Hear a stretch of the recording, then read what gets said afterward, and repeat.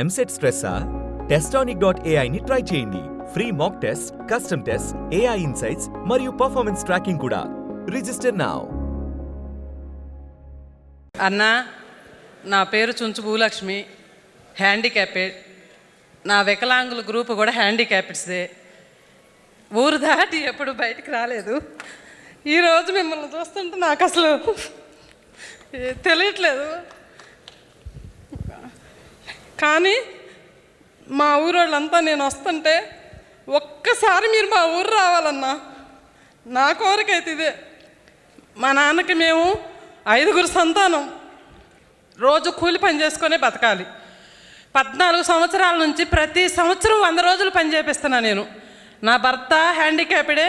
నేను పుట్టుకతో పోలియో, ఎక్కువ దూరం నడవలేను. కానీ నాకు పని చేపించటం అన్నా ఏదన్నా మా మండలంలో 9 సార్లు ప్రైజ్ తీసుకున్న ఎమ్మెల్యేల గారి చేత. 9 సార్లు 100 రోజులు 14 సంవత్సరాలు పని చేయించాను. కానీ ఏ సంవత్సరం అయినా రోజుకు 130, 140, 150 రూపాయలకు మించి వేతనం తీసుకోలేదు. ఈ సంవత్సరం 290 రూపాయలు, రోజుకి 290 రూపాయలు. ఉదయం 6:30 వెళ్ళి 10:30 వరకు పని చేస్తున్నాం. ప్రతి సంవత్సరం ఎలా ఉండిద్దంటే, మా హ్యాండిక్యాప్డ్ గ్రూప్స్ అంటే చిన్నతనంగా, మీరు వికలాంగులు, మీరేం పని చేస్తారు, వెళ్ళండి, విడోళ్ళకి ఇస్తాం మేము పని అనేవాళ్ళు. ఈ సంవత్సరం వచ్చిన కూటమి ప్రభుత్వంలో నాయకులు, ఏపీఓ గారు కానీ, టీఏ గారు కానీ, ఫీల్డ్ అసిస్టెంట్ గారు కానీ ఎవరైనా ముందు మాకు ప్రాధాన్యత ఇస్తున్నారు. మేము మిమ్మల్ని కోరుకునేది ఏంటంటే, 100 రోజులు మాకు సరిపోవు. మమ్మల్ని ఏ మిరపకాయలకి పిలవట్లా, ఏ పత్తికి పిలవట్లా, ఏ నాటికి పిలవరు, మేము వెళ్ళలేము. మాకు 150 రోజులు. వికలాంగులు కూడా పని చేస్తారన్నా, ఎందుకు చేయలేరు? మాకు 150 రోజులు పని దినాలు కావాలి. రాజుపాలెం మండలం, పల్నాడు జిల్లా, కన్నా లక్ష్మీనారాయణ గారు ఎమ్మెల్యే. మా ఊరు, మీరు ఒక మాట మా ఊరు వస్తానని మాట ఇవ్వండి అన్న. అంచులవారిపాలెం అన్నా, నాకు మీతో ఒక ఫోటో కావాలన్నా. నాకు 2 ఆడపిల్లలన్నా, నా చిన్న కూతురు బాగా చదివిద్దన్నా. కానీ నాకు ఆస్తి ఏం లేదన్నా. నా పిల్ల ఇంటర్ అయిపోవస్తుంది. తన తర్వాత చదివించడానికి నాకే ఓపిక లేదు.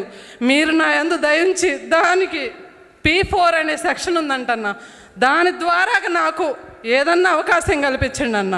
నా బ్రదర్ అన్నాయేనా, మా ఇంట్లో దేవుడి గుట్లో మీ పటం ఉంటుందన్నా. ఖుషి సినిమా భూమిక గారు మీరు దిగింది పెద్ద బొమ్మ అన్న. మా అన్నయ్య గారికి మీరంటే ప్రాణం అన్న. మేము ఇద్దరం తెల్లవారుజామున 3 రోడ్డు మీదకి వచ్చి బస్సు ఎక్కితే ఇక్కడికి 9:30 వచ్చామన్నా. మేడం గారు మా కోసం ఎంతగా ఫోన్లు లిఫ్ట్ చేసి రాత్రి 10:30 కూడా, రాత్రి నేను నిద్రపోలేదన్నా. మా ఊరు దాటి నేను ఎక్కడికి వెళ్ళలేదన్నా. ఇవాళ ఇక్కడికి వచ్చి ఇలా మాట్లాడితే అసలు మిమ్మల్ని చూడటం నాకు చాలు.